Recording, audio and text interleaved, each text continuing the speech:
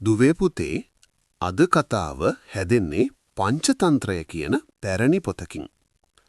පංචතන්ත්‍රය කියන්නේ ලෝක සාහිත්‍යයේ එන පැරණිතම සහ ප්‍රසිද්ධම උපදේශාත්මක කතා එකතුවක්.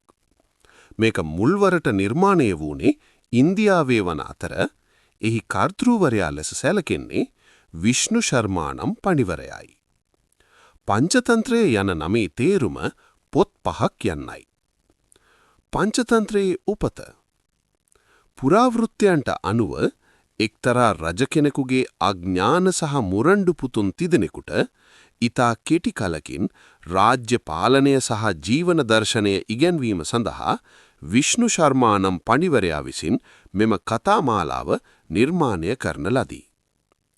පංචතන්ත්‍රයේ පළමු වන තන්ත්‍රය වන මිත්‍ර බෙහෙදය ආරම්භ වන ප්‍රධාන කතාව මෙයයි. සිංහයා සහ බොනා මිත්‍ර බෙහෙදය. දකුණු දිග ඉන්දියාවේ මහිලාරෝප්‍ය නම් නගරේ වර්ධමාන නම් වෙළෙන්දෙක් සිටියේය. ඔහු දිනක් භාණ්ඩ පටවාගත් කරත්තයක් රැගෙන වනාන්තරය මැදින් ගමන් කරන විට ඔහුගේ ශක්තිමත් ගොනා වූ සංජීවක මඩවගුරක එරි කකුලක් තුවාල කර ගනී. වෙළඳා දින කිහිපයක් බලා සිටියත් ගොනාට නැගිටීමට නොහැකි වූ තැන සේවකයන් කිහිප දෙනෙකුට ගොනා බලා ගන්නට පවරා ඔහු ගමන පිටත් වේ. නමුත් සේවකයන්ද බිය වී ගොනා තනිකර දමා වෙළඳා වෙත ගොස් ගොනා මිය ගියායයි බොරු පවසති. කාලයත් සමග තුවාලය සුව වූ සංජීවක ගොනා වනයේ සරුසාර තනකොළ අනුභව කරමින් ඊතා ශක්තිමත් සතෙකු බවට පත්වෙයි. දිනක් ඔහු මහා හඬින් නාද කරයි. මේ හඬ ඇසෙන එම වනයේ රජු වූ පිංගලක නම් සිංහයා මින් පෙර කිසිදා මෙවැනි හඬක් අසා නොතිබූ බැවින් දැඩි ලෙස බියටපත් වෙයි. සිංහ රජුගේ ඇමතිවරුන් ලෙස කටයුතු කළේ කරටක සහ දමනක නම් නරියන් දෙදෙනෙකි. මෙයින් කපටි නරියා වූ දමනක සිංහයාගේ බිය හඳුනාගෙන ගොනාව හමුවීමට යයි. ඔහු ගොනාට පවසන්නේ සිංහ රජු හමු වී සමාව ගන්නා ලෙසයි. පසුව ඔහු ගොනාව රජු වෙත කැඳවාගෙන එයි. පසුව සංජීවක ගොනාගේ ගුණය සහ බුද්ධිය දුටු සිංහයා ඔහු කෙරෙහි පැහැදී මිතුරු වේ. සිංහයා දඩයම් කිරීම පවා අමතක කර මුළු දවසම ගොනා සමග කතාවට වැටී සිටියේයි. මෙයින් සිංහයාගේ පිරිවරට සහ නරියන් දෙදෙනාට ආහාර හිඟවේ.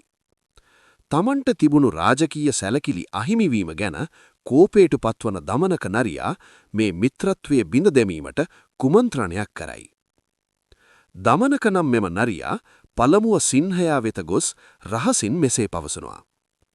රජතුමනි, මේ සංජීවක විශ්වාස කරන්න එපා. ඔහු පවසන්නේ ඔබ දුර්වල බවත් ඉක්මනින්ම ඔබව මරාදාමා ඔහු මේ වනේ රජුවීමට සැරසෙන බවත්ය. පසුව ඔහු ගොනා වෙත ගොස් මෙසේ පවසනවා. මිත්‍ර සංජීවක, සිංහයාට අද ඔබේ මස් කෑමට දැඩි ආශයක් ඇති වී තිබෙනවා. ඔහු ඔබ දෙස රතු වූ දෑසින් බලා කට ඇරියහොත් වහාම සටනට සූදානම් වන්න. නරියාගේ බොරු වචන නිසා දෙදෙනාම එකිනෙකා දෙස සැකයින් බලන්නට වැනුන්.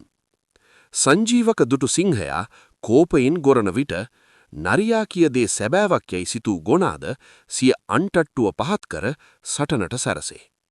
අවසානයේ සිංහයා සහ ගොනා අතර දරුණු සටනක් ඇති වී සංජීවක ගොනා මිය යව්වී. තමා සමීපතම මිතුරා මිය යාම ගැන සිංහයා පසුව කනගණු වුණත් කපටි දමනක නරියා නැවතත් සිංහයාගේ ප්‍රධාන ඇමති වී රාජකීය සැප විඳිනවා. මිත්‍රනි, ඔබේ කනට ඇසෙන සෑම දෙයක්ම සත්‍ය නොවිය හැකි.